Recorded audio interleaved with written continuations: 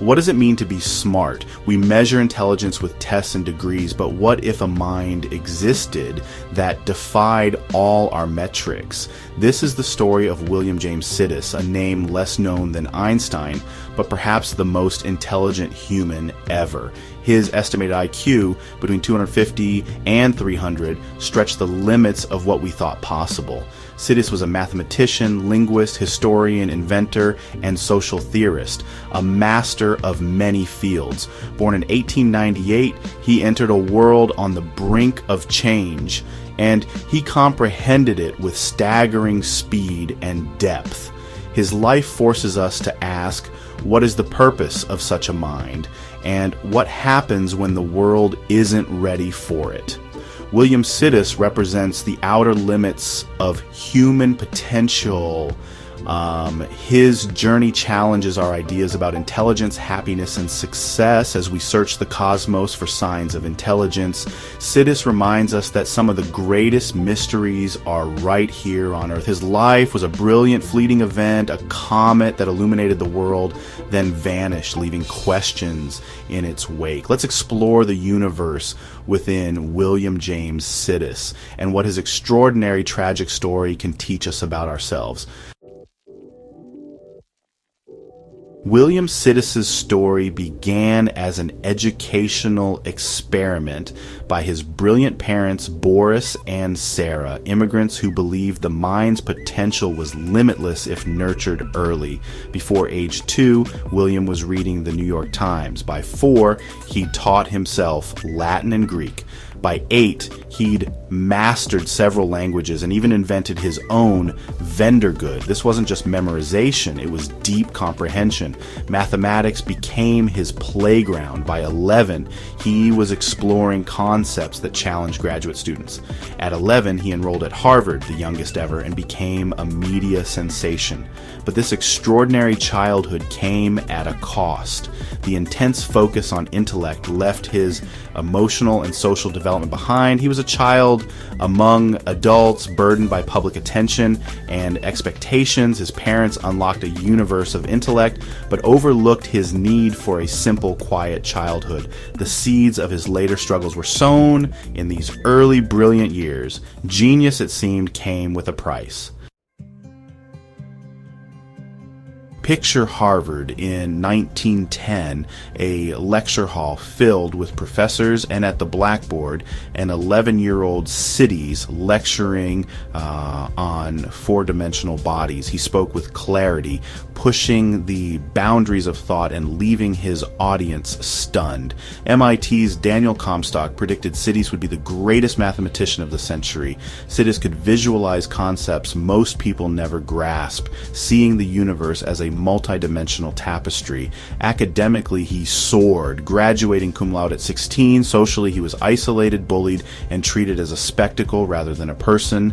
The pressure and scrutiny were immense. The media followed his every move. He graduated not with triumph, but with a longing for anonymity. Sidis vowed to seek a different life, a life of quiet contemplation, far from fame. For him, the perfect life meant seclusion.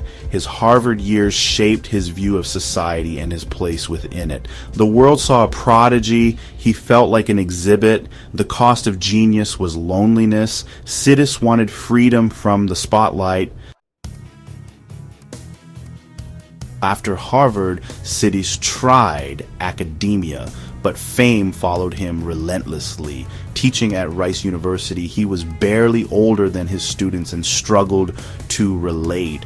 The press hounded him, and expectations suffocated him. He realized academia would never give him peace. Sidis gradually withdrew, taking menial jobs to escape attention. The world saw this as a tragic waste. Headlines mocked his failure. But Sidis wasn't rejecting intellect. He was rejecting society's definition of success. He continued to think, learn, and write, but in private.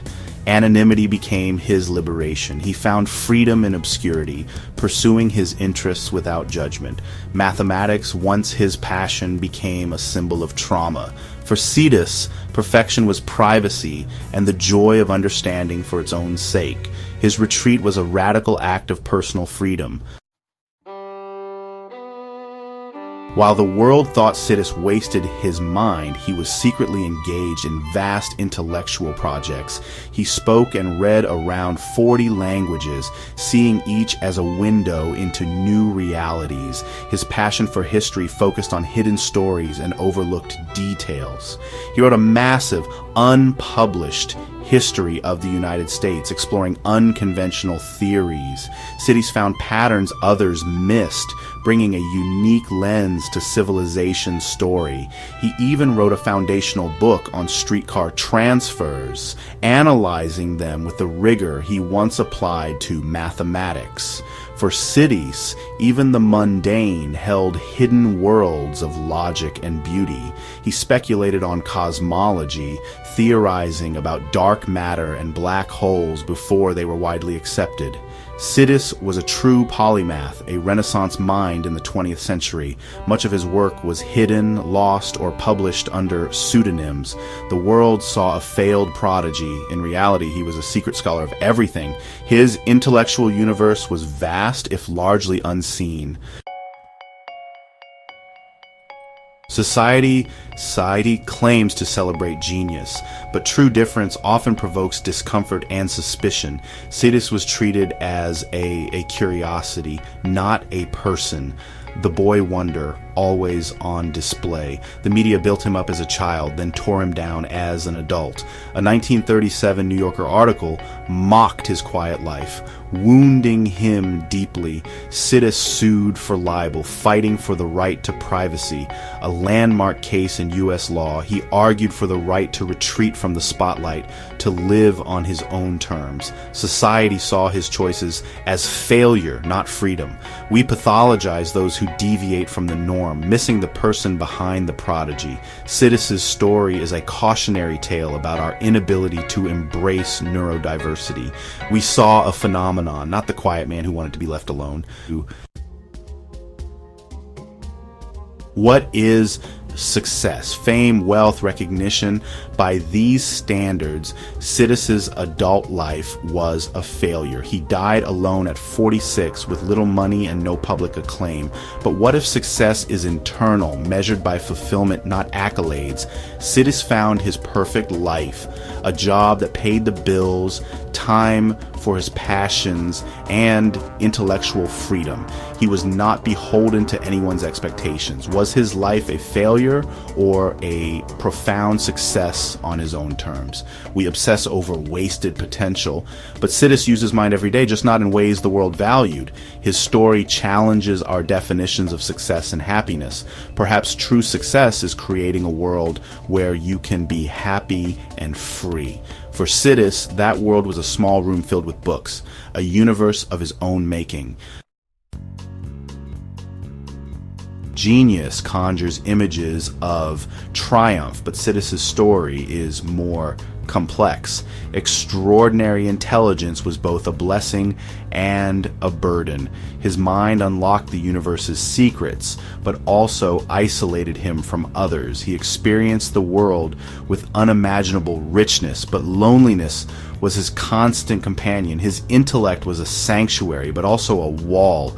Genius, Sidis's life suggests, is shaped by its environment.